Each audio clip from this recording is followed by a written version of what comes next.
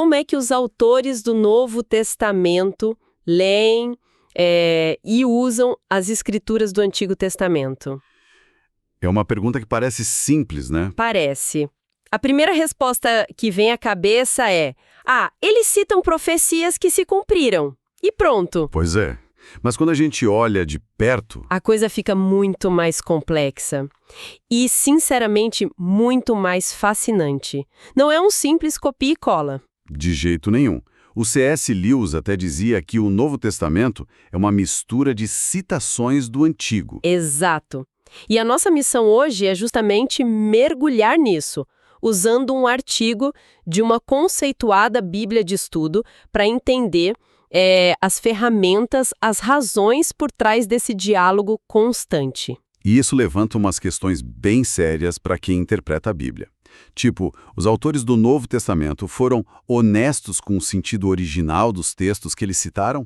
Ou eles estavam, digamos, dando uma torcidinha no texto para encaixar na teologia deles? Exato.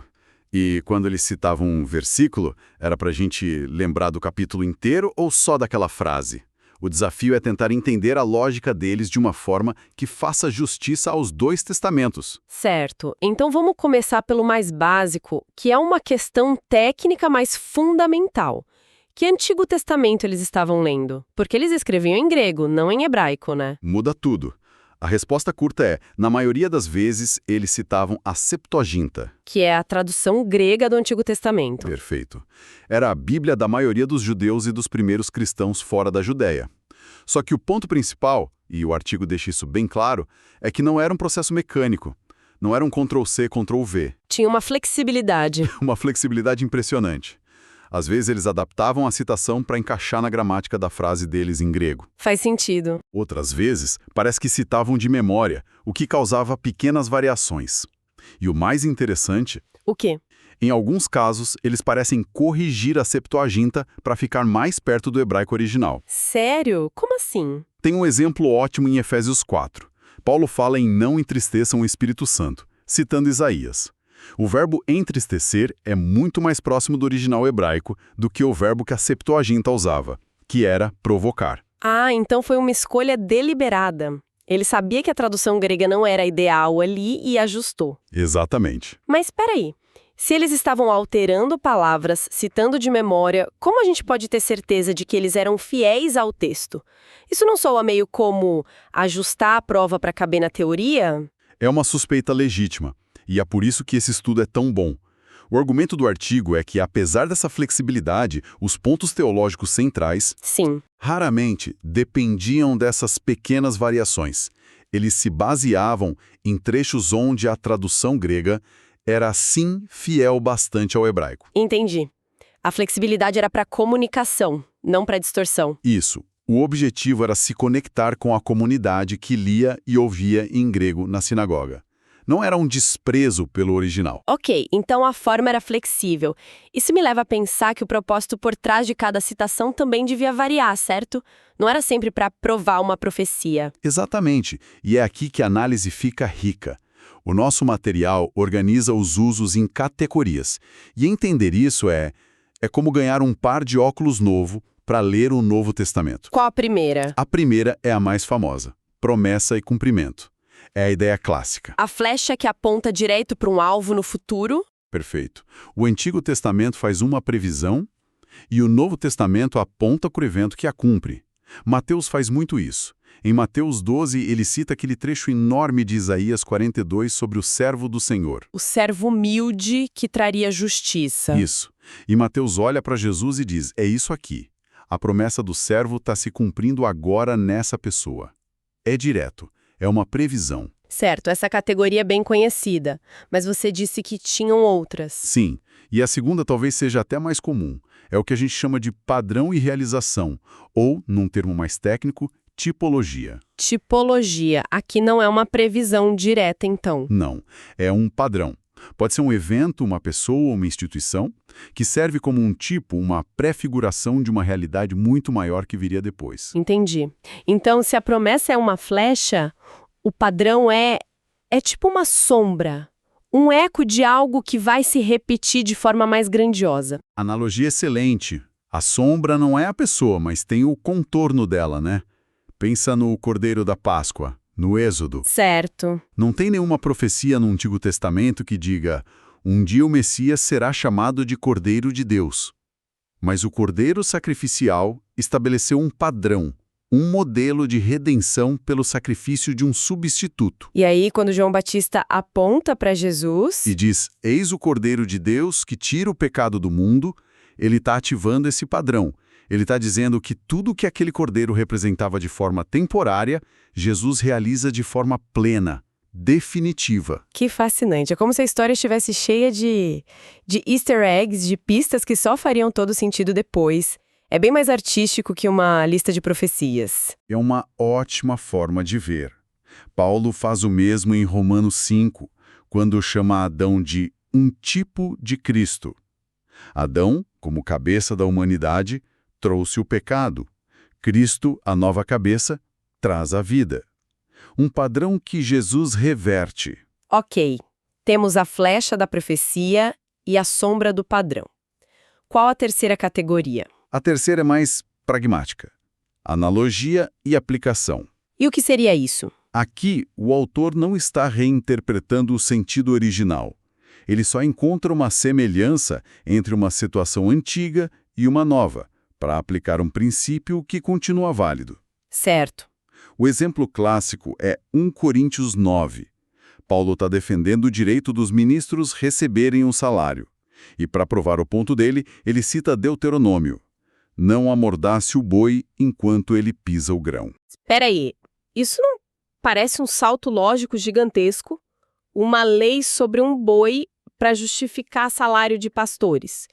Isso não abre a porta para qualquer um usar qualquer texto para justificar qualquer coisa? É uma crítica importante. E Paulo meio que antecipa isso.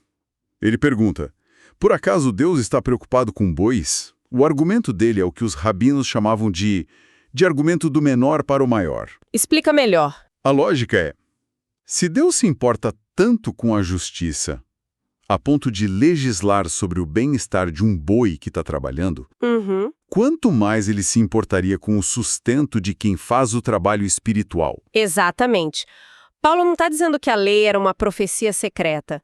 Ele está extraindo o princípio por trás da lei e aplicando por analogia. Faz sentido. Faz todo sentido. E o artigo também fala de continuidade e descontinuidade, né?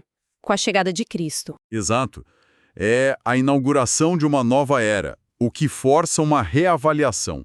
Por um lado, tem uma continuidade escatológica. A história é uma só. A imagem da oliveira em Romanos. Perfeito. Os gentios sendo enxertados na mesma árvore do povo de Deus. Por isso, a base moral, como os 10 mandamentos, continua valendo. Mas, por outro lado, nem tudo continua igual. Não, e essa é a descontinuidade escatológica. Certos aspectos da aliança do Sinai foram superados. O sistema de sacrifícios no templo, por exemplo... Com o sacrifício definitivo de Cristo, ele se torna obsoleto. Obsoleto.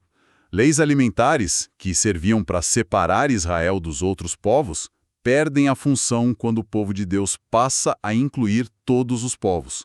É a mesma história, mas um novo capítulo. E isso nos leva a um dos conceitos mais escorregadios que o artigo menciona, o sensus plenior, o sentido pleno. O que é isso exatamente? É um conceito complicado, e o artigo aconselha muita cautela. Imagino. A teoria é que um texto do Antigo Testamento poderia ter um significado mais profundo, intencionado por Deus, que nem o autor humano original entendia.